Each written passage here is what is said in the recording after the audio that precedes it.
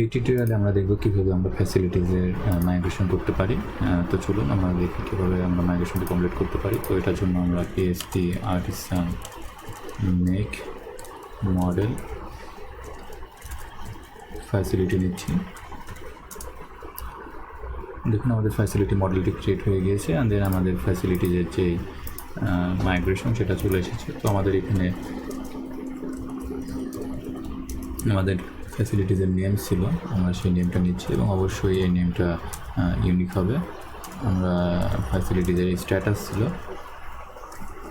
আমরা এই স্ট্যাটাসকে বলিয়ান নিচ্ছি, অ্যান্ড দেন আমরা নাম দিচ্ছি স্ট্যাটাস, অ্যান্ড ডিফল্ট আমরা এটা দিয়ে দিচ্ছি ট্রু, অ্যান্ড দেন এটা যদি কিছুই না পাই আমরা এটা ইউজারের হ্যান্ডেল করার জন্য নালেবল রাখছি। অ্যান্ড দেন এখানে আমরা দিচ্ছি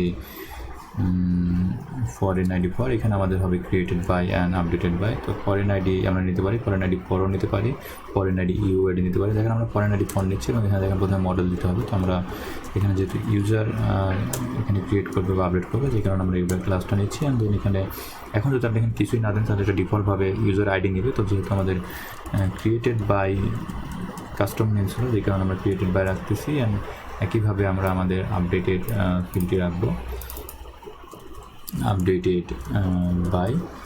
তো আপডেটেড বাই হয়ে গেল। অ্যান্ড দেন আমরা যদি এখন PHP আর্টিসান মাইগ্রেট কমান্ড চালাই তাহলে দেখুন এটা আমাদের মাইগ্রেট কমপ্লিট হয়ে যাবে। তো আমরা যদি ডাটাবেসে যাই আমরা দেখতে পাবো আমাদের ফ্যাসিলিটিস মাইগ্রেশনটি। দেখুন আমাদের এখানে এটা চলে এসেছে মাইগ্রেশন কমপ্লিট হওয়ার সাথে সাথে আমরা আমাদের মডেলটিও সেট আপ করে রাখি, কারণ আমাদের ফ্যাসিলিটি মডেলের যেই ফিল্ডগুলো অ্যাড হয়েছে সেটা আমরা এখানে বলে দেব। তো আমরা প্রোটেক্টেড ফ্যাসিলিটি ফিলেবল এর ভিতরে আমরা নিচ্ছি, আমরা এখানে দিচ্ছি নেম,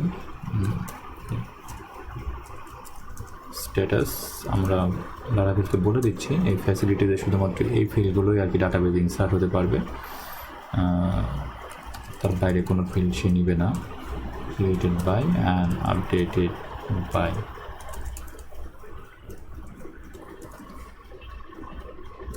ওকে, আমাদের ফ্যাসিলিটি মাইগ্রেশন কমপ্লিট হয়েছে। তো এই টিউটোরিয়ালটা আমি এখানে শেষ করছি। ধন্যবাদ।